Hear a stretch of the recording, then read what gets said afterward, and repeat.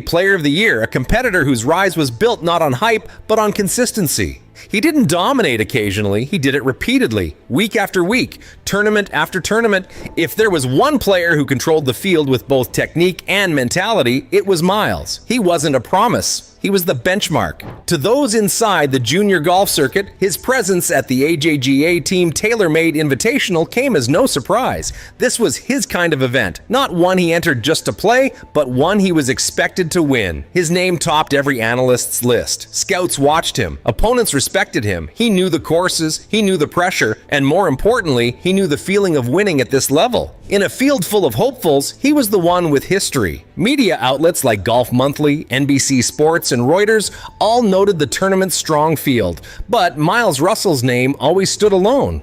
Not as a contender, but as the standard. The question wasn't if he would perform, but who could possibly keep up. His swing was effortless. His rhythm was ice cold. His focus, unshakable. To everyone on that tee box, this was Miles Russell's territory. But tournaments aren't won on reputation. And in a game where every hole tells a story, sometimes an unknown name shows up with a pen of their own. You can be the favorite. You can have the experience. You can even be the best. But sometimes the biggest surprises don't come from those on top. They come from the ones no one saw coming. There were no cameras on him during warm-ups, no pre-tournament interviews, no buzz from golf analysts. Charlie Woods entered the Team Tailor-Made Invitational ranked in 606 in the AJGA standings. Not a dark horse, not a headline, just another name on the tee sheet. His registration barely made a ripple. No expectations, no noise. And that's exactly how a surprise begins, quietly. He had played at this level before, but never on a stage. In 5 AJGA events, he had one top 25 finish. Not bad, but not the kind of results that raise eyebrows. Every shot he took came against a mountain of comparisons, not to other juniors, but to his last name. Because when your name is Woods, you don't really get to start at zero. Charlie played his opening holes with the calm of someone who had nothing to prove. And everything. No flashy moves, no dramatic reactions, just controlled motion, hole after hole. While others warmed up in the spotlight of expectations, Charlie emerged from the shadow of silence. His name wasn't on anyone's watch list, but every par, every birdie added something new. Weight. Not the weight of fame, but the weight of focus. When he turned in a round of 70 on day 1, a few people glanced up. When he posted a 65 on day 2, no one looked away. This wasn't luck. It wasn't a hot streak. It was calm, rhythm, and a plan that had been quietly taking shape long before this tournament began. The son of a legend had started doing something few expected. He began writing a story of his own, and the ink wasn't drying slowly. And yet, under the radar is where stories like this are born. Every tournament day begins with numbers, but it ends with impressions.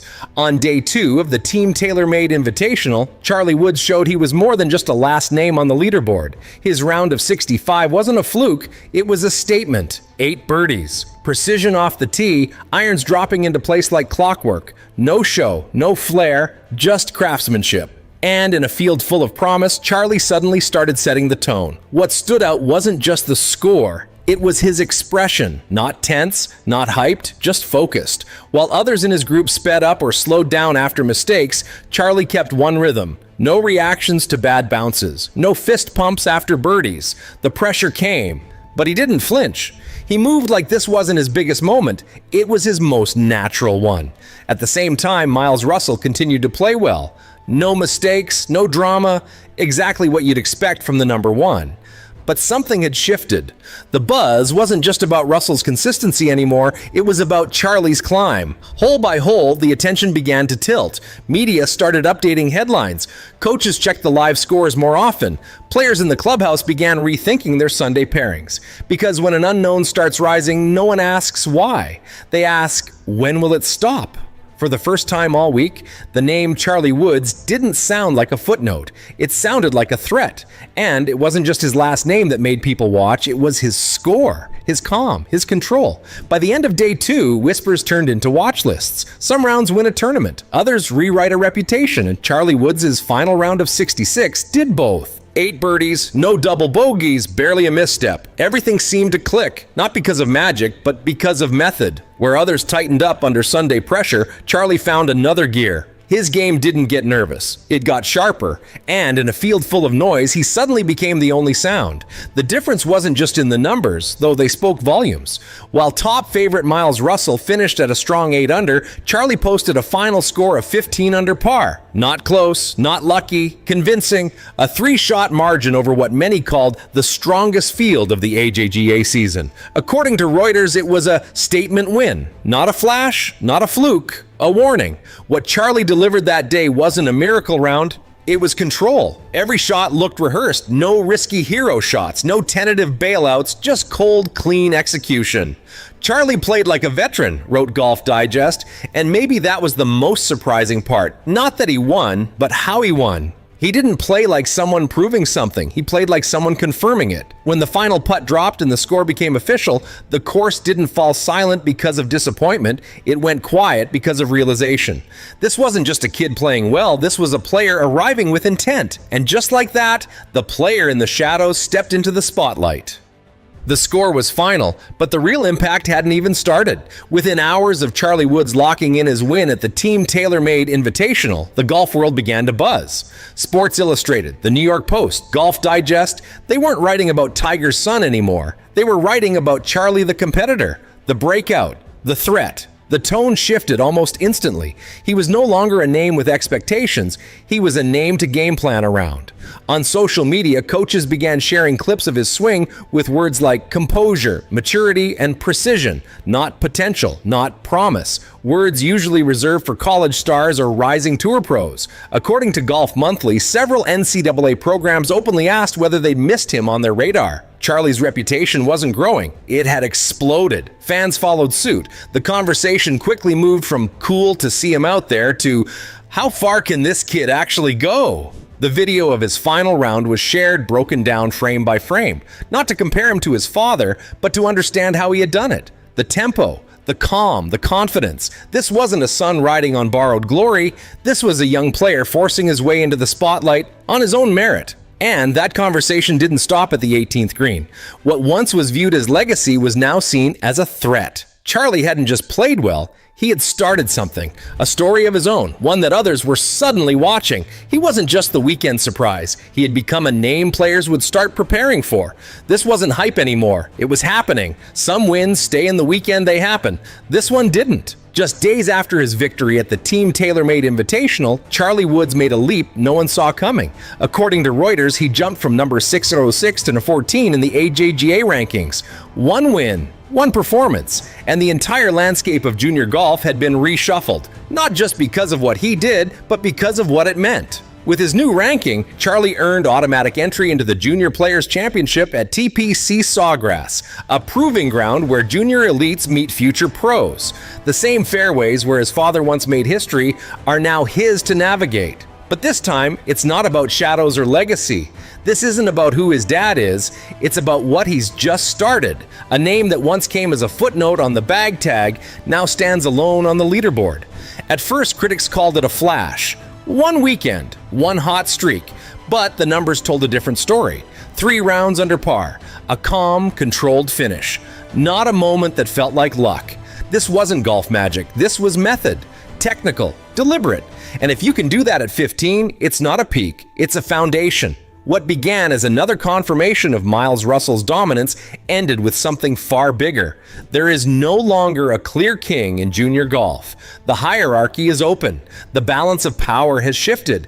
And at the top of that new order is a name no one can afford to ignore. And just like that, the question changed from can he hang to can anyone stop him?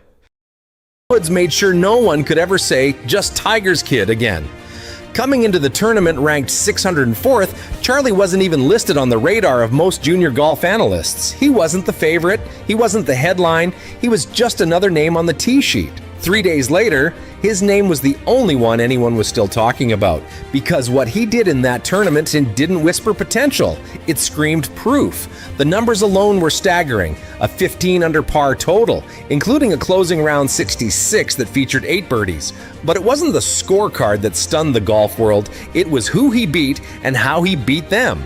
The field included 4 of the top 5 junior golfers in the country, including Miles Russell, the undisputed number 1. Charlie didn't edge him out. He didn't survive the pressure. He crushed the field, finishing 3 strokes ahead in one of the most competitive junior events of the year. It wasn't a fluke. It wasn't magic. It was a methodical dismantling. ESPN and Golf Digest quickly picked up the story, but even their headlines couldn't fully capture the shift, because this wasn't just a breakout performance, it was a reintroduction. For the first time, fans, coaches, and even fellow players began to refer to him not as Tiger's son, but as a serious standalone title contender. And for the top juniors who had grown used to hearing the name Woods with nostalgia, it suddenly became a real-time threat. The legacy had returned, but this time it had its own swing, its own stride, its own story. There's a difference between playing well and playing with presence. Charlie had both. He didn't ride momentum, he created it. He didn't hope for mistakes, he forced them. Every hole was a statement, every birdie was a message. He was no longer waiting for his name to be called, he was taking it. And as the dust settled at Streamsong, one thing was clear: junior golf had a new reality, and his name was Charlie Woods. This wasn't the coach, this was the father. He didn't arrive with fanfare. There was no press conference, no entourage, just a man in a cart, sunglasses on, sitting quietly near the ropes at Ballinisles Country Club. But make no mistake, when Tiger Woods showed up to the Florida Amateur Championship, the energy shifted. Fans whispered, cameras crept closer. But Tiger wasn't there for the spotlight. He was there for something more personal, for something even more powerful. He was there to watch his son stand alone, and he couldn't look away. Observers noted something unusual about Tiger's body language that weekend. He wasn't analyzing swings or making calls from a practice green. He wasn't scribbling notes or offering advice. He sat still, leaned forward slightly, elbows on his knees. Every shot Charlie took, Tiger followed, not with a coach's critical eye, but with a father's quiet reverence, because what he was seeing wasn't technical, it was transformational. According to Golf Monthly, Tiger's appearance was completely unexpected. He hadn't been seen publicly in weeks, still recovering from a torn Achilles that had kept him off the course. And yet, here he was, not limping down fairways, but showing up when it mattered most. His presence wasn't promotional, it was paternal. As Sportskeeda put it, Tiger watched with pride, awe, and emotion. And when the cameras caught that rare smile, you didn't see a champion. You saw a dad. Those who were close enough swore they saw him wipe his eyes. Maybe it was sweat, maybe it was sun, or maybe it was something else. When asked by a reporter after the round what he thought of Charlie's performance, Tiger kept it simple. Proud doesn't even begin to cover it. There were no long quotes, no public speeches. He let the moment speak for itself, and maybe that silence said more than any press statement ever could. This wasn't Tiger Woods scouting future greatness. This was Tiger Woods watching his own legacy unfold from the outside in. No swing thoughts, no media spin, just a front row seat to a performance that proved his son no longer needed to borrow his spotlight. Because that day, Tiger didn't cast the shadow. He stood in it, chase, and smiled. It wasn't just a golf shot, it was a generational exhale. It came late in the round, not with fireworks, not with drama, but with something quieter, something final. Charlie Woods stood over a slippery birdie putt on the 18th green. The Florida sun was falling low, casting long shadows over Ballinisles. The gallery leaned in. Charlie didn't blink. He read the line, took one smooth stroke, and dropped the putt center cup. No fist pump, no roar, just a walk to the hole, a nod to the crowd, and a tap to the brim of his cap. But somewhere outside the ropes, something else was happening, because the person holding back the most emotion wasn't Charlie, it was Tiger. In that instant, a cameraman caught the shot that would go viral within hours. Tiger Woods, seated near the green, biting the inside of his cheek, visibly misty-eyed, his sunglasses were off, his head slightly tilted. This wasn't a man reacting to a score. It was a father watching a door open, one he'd once kicked down himself. You could feel it. This wasn't just pride, it was release, relief, maybe even redemption. Tiger's entire life has been built on control. Control of swing, of body, of media, of image. But in that moment, there was no control. There was only emotion. As the gallery clapped and Charlie walked off the green, Tiger stood. Just for a moment. One slow clap, one nod, a single tear rolled down his cheek. And he didn't wipe it. He let it fall, because that tear didn't come from watching his son succeed, it came from watching him become. It's impossible not to compare. Tiger's Sir Woods at 16 was already being called the future of golf. Charlie's path has been quieter, more subtle, more scrutinized, but there, in that moment, under the same sky where Tiger once learned to win, Charlie showed something even rarer than talent. He showed poise born not from pressure, but from purpose. And Tiger knew exactly what that meant. He wasn't watching a kid copy his swing anymore. He was watching an echo turn into a voice, watching a last name become a legacy in its own right. And for a man who has lived more history than most can imagine, this moment, this single simple putt, may have meant more than all the majors combined. Because this time, Tiger didn't write the story. He just turned the page. This wasn't about going viral. This was about going pro. Someday soon. What Charlie Woods achieved at Streamsong wasn't a moment for Instagram. It wasn't a swing clip destined to make the rounds on sports pages or go viral with side-by-side comparisons to his dad. This wasn't about likes or legacy.